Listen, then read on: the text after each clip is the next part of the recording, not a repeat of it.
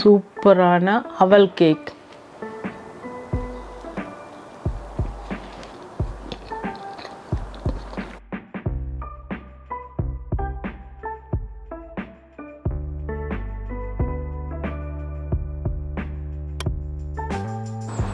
என் இனிய நேயர்கள் அனைவருக்கும் வணக்கம். நான் உங்கள் கௌரி ரூபன். நீங்கள் எல்லாரும் எப்படி இருக்கிறீங்க? நான் நல்ல சுகமாக இருக்கேன். எங்களுக்கு ஜெஸ் எங்களுக்கு ஸ்ப்ரிங் ஸ்டார்ட் பண்ணிட்டது. இப்போ பாருங்கள், என்னோடய தோட்டத்தில் என்னோட சின்ன சின்ன செடிகள் எல்லாம் முளைக்க தொடங்குதுன்னு சொல்லி விண்டரில் செத்து போயிருக்கும். என்ன சொல்கிறது, மரமும் தண்டும் தான் இருக்குது, இலைகளெல்லாம் கொட்டிடும். இப்போ எங்களுக்கு ஸ்ப்ரிங் ஸ்டார்ட் பண்ணிட்டுது, துளிர்காலம் தொடங்கிட்டுது.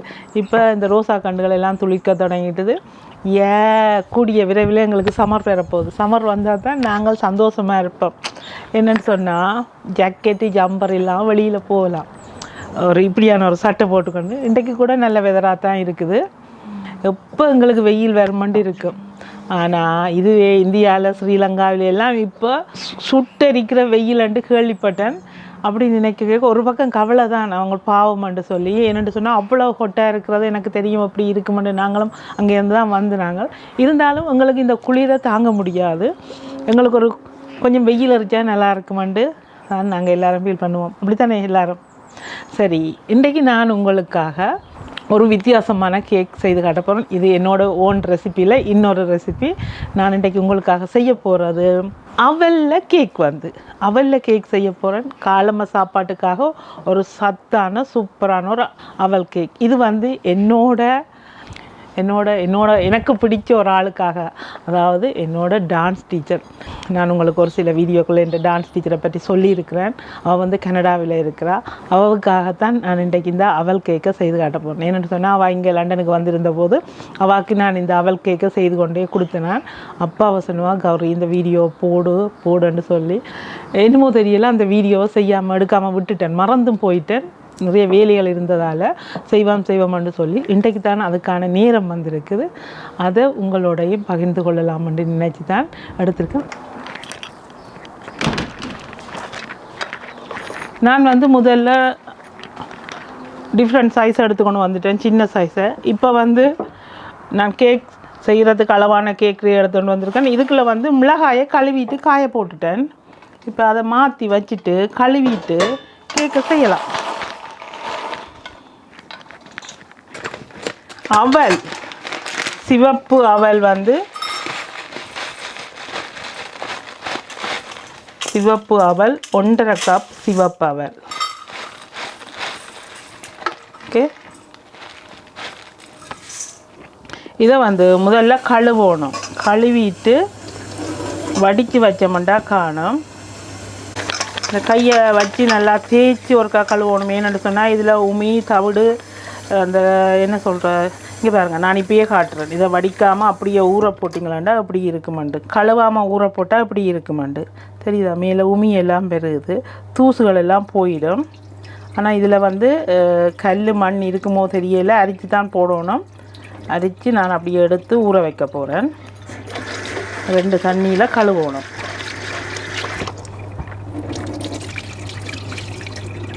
சிவப்பரிசியின் அவல் நல்லது. வெள்ளை அவலும் விட சிவப்பரிசி அவல் தான் நல்ல சத்து கூட. 3 தரம் கழுவியும் அந்த உமி இருக்குது.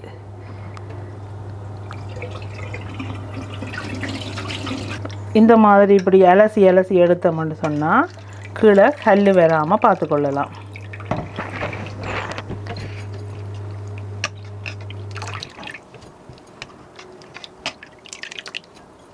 ஆனால் தண்ணி இருக்கப்படாது, அவலில் ஒட்ட வடிய வைக்கணும். இப்போ நாங்கள் இப்படி கல்லை அரித்து எடுத்துட்டு, அதாவது மீன்ஸ் கல் இருக்குதோண்டு பார்க்குறோம். ஆனால் இதுக்கு கல் இருக்குன்னு நான் சொல்லலை. ஆனால் கல் இருக்கோண்டு செக் பண்ணி பார்த்துட்டு இந்த டிஷ்ஷில் போட்டதை வடிக்கணும். ஏன்னா தண்ணியோட வச்சோம்னா நல்லா ஊறி போய் இருக்கும், அது தேவையில்லை. அந்த நல்ல ஒட்டை வடித்து வச்சோம்னா பூத்து போய் இருக்கும். ஓகே, மண் இருக்குமா இருந்தால் அடியில் அங்கே வந்துடும் பின்னாடி. இன்னும் கொஞ்சம் தண்ணியை விட்டு ஊற்றுவோம். Okay, good.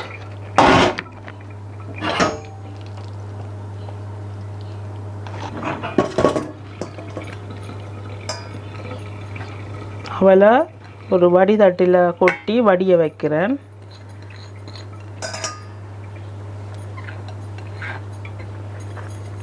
இப்படியே ஊறட்டும் அவள்.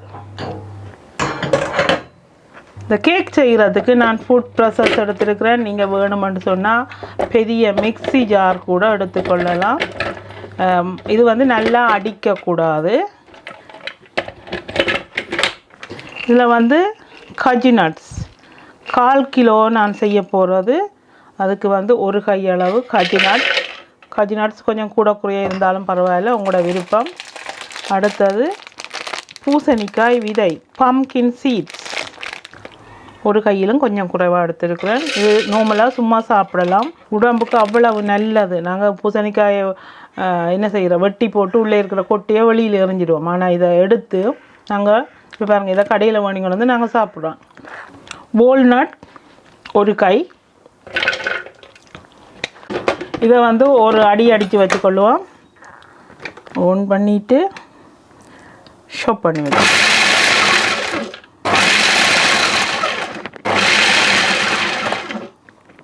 அவ்வளோதான். ஓப்பன் பண்ணிவிட்டு நான் வந்து பேரிச்சம்பழம் 1/2 கிலோ எடுத்துருக்கிறேன். விதை நீக்கின பேரிச்சம்பழம் 1/2 கிலோ. இதுலேருந்து அரைவாசி எடுக்கலாம். அரைவாசி எடுத்தால் 1/4 கிலோ. ஒரு கொஞ்சம் கூட குறைய இருந்தாலும் பரவாயில்லை. ஒரு 1/4 கிலோ பேரிச்சம்பழம். 4 முட்டையை வந்து ஒவ்வொன்றா உடைச்சி அதில் ஊற்றணும். ஒவ்வொரு முட்டையாக உடைச்சி தான் ஊற்றணும். ஏன்னு சொன்னால் கோது உள்ளே போயிடும். அதனால் பார்த்து உடைச்சி ஒவ்வொன்றா ஊற்ற போகிறேன்.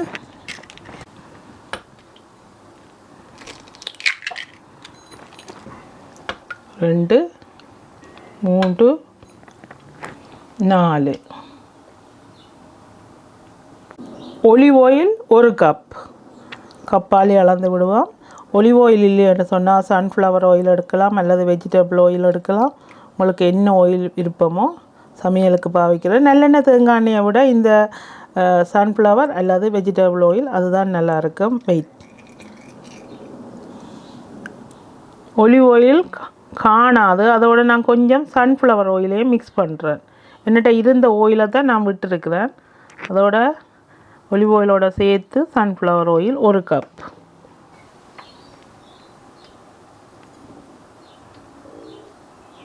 ஒலிவ் ஆயில் இந்த பேட்சில் எடுத்தா தம்பி. இதுதான் என்னோட சீனி போட்டு வைக்கிற. என்ன இது? ஓகே, இதுக்குள்ளே தான் இது 2 லைன் நான் சீனியை சுகர் பண்ணி வைப்பேன். இதில் கொஞ்சம் சீனி இருக்கிறதால இதில் எந்த எடுப்பேன். 1 கப் சீனி. என்னட்ட இன்றைக்கி ஒயிட் சுகர் தான் இருக்குது. உங்கள்கிட்ட ப்ரௌன் சுகர் இருந்தால் நீங்கள் ப்ரௌன் சுகரை போட்டுக்கொள்ளுங்க. 1 கப் சீனி. 1 கப்புன்னு சொன்னால் கிட்டத்தட்ட 1/4 கிலோ வரும். ஒரு சிலர் வந்து என்ன கேட்டிருந்தாங்க, நீங்கள் கிலோவில் சொல்லுங்க, அதாவது கிராமிலே அல்லது கிலோவில். இது வந்து நான் வீட்டில் இருக்கிற பொருட்களை கொண்டு செய்கிறதால இப்படி கப்பாலே அளந்து செய்தான் எனக்கு பழக்கம். நீங்களும் இப்படி ஒரு சின்ன ஒரு கப்பை ஒன்று எடுத்து வச்சிங்களேன்னு சொன்னால் உங்களுக்கு ஈஸியாக இருக்கும். சீனி 1 கப். இப்போ சீனியை இருந்த இடத்துல வச்சுட்டு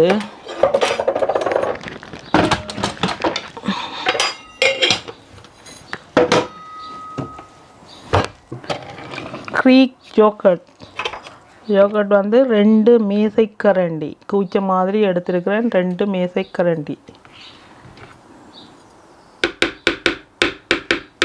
அவ்வளோதான். Baking powder 1 teaspoon.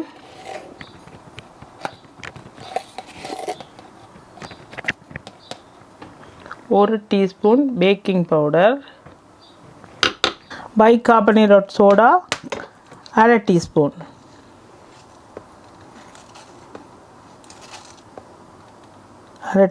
Bicarbonate soda. Vanilla essence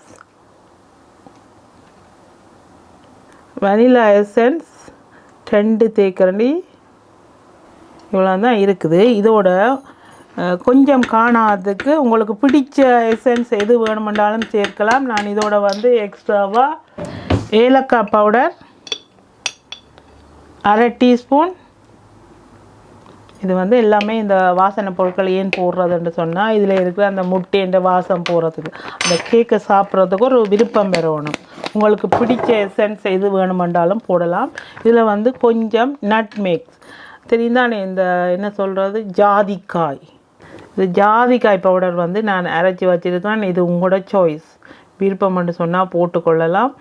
ஒரு ஒரு 2 கையளவு ஒரு பிஞ்ச் இப்படி பிடிச்சி போட்டிருக்கிறேன். அந்த ஃப்ளேவருக்காக ஒரு நல்ல ஒரு டேஸ்ட் கொடுக்கும். ஒரு கொஞ்சம் பிஞ்ச் ஆஃப் சால்ட் டேஸ்ட்டுக்காக. உப்பு இதை முதல்ல ஒரு 2 சுற்றுவோம், இந்த போட்ட பொருட்கள் எல்லாத்தையும் சேர்த்து. Okay, mix.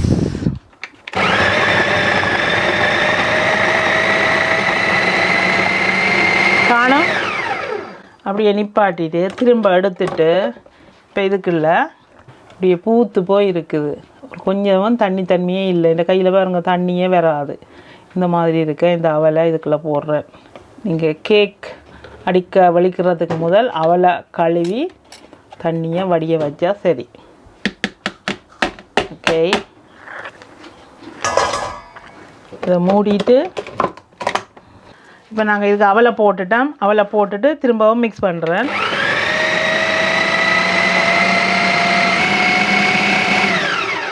ஓகே, இப்போ இது எடுத்து நாங்கள் பேக் பண்ணலாம். இப்போ இந்த கேக் பேக்கிங் ஷீட்டை போட்டு வைக்குவோம். இது எப்படி எதனோணுமெண்டா இந்த பேக்கிங் ஷீட்ஸ் எடுத்துருக்கேன். இது சும்மா வச்சா கச்சாம்பூச்சாமன்னு நிற்கும். பிடிச்சிருக்கா கசக்கி போட்டு எடுத்தோம்னு சொன்னால் ஈஸியாக அது வந்து பெண்ட் ஆகி கொடுக்கும் பேப்பர். ஓகே, இனி இதை இதுக்குள்ளே வச்சோம்னா வடிவாக போகும். ரைட்டா, இந்த மூலையெல்லாம் வடிவாக எடுத்து விட்டோம்னு சொன்னால் சரியாக இருக்கும்.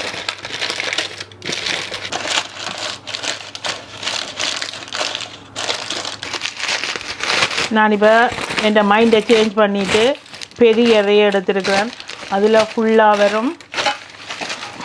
இதில் எடுத்து ஊற்றிடுவோம்ன்ட்டு வடிவாக இந்த கோணர்களை மட்டும் எடுத்து விட்டோம்னா சரியாக இருக்கும்.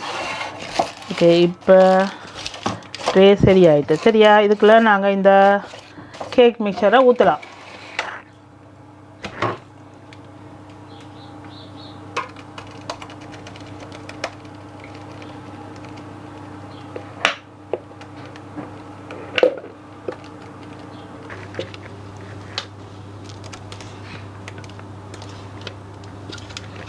நல்லா வடிவாக க்ளீன் பண்ணி அதில் இருக்கிறதெல்லாம் வலித்து போட்டுருவோம்.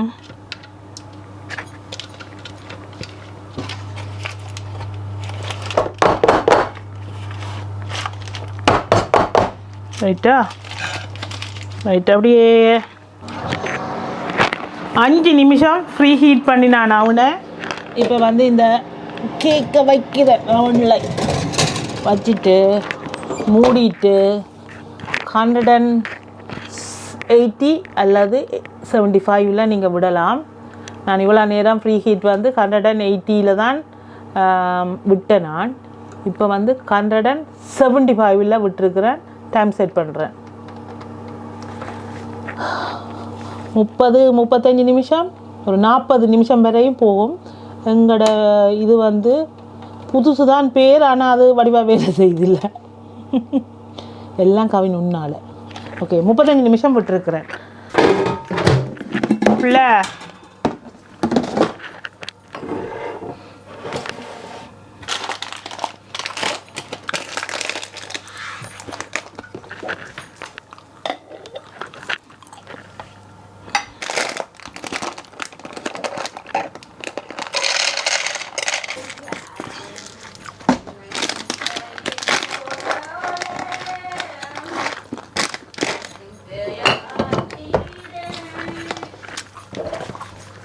இப்போ நாங்கள் கேக்கை வந்து செக் பண்ணி பார்க்கலாம். ஐயோடோ, எஸ், வெரி நைஸ். இதை செக் பண்ணி பார்ப்போம். பச்சை இல்லை, அவிந்து விட்டது. குத்தி பார்த்தோம்னா சரி. இந்த கேக்கை வந்து ஒரு 10-15 நிமிஷம் கூலாகட்டும். அதுக்கு பிறகு உங்களுக்கு வெட்டிட்டு காட்டுறேன் அப்படி இருக்குதான்ட்டு.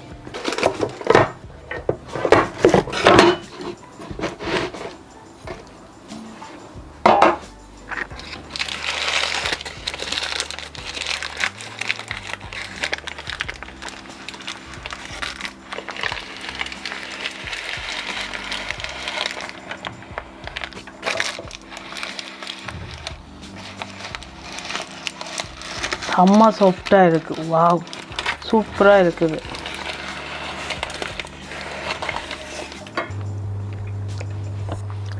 அவல் கேக்.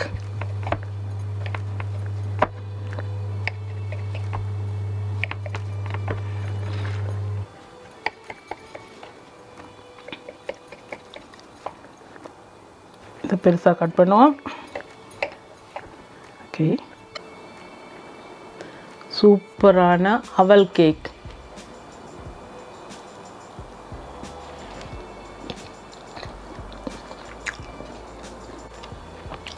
Really amazing.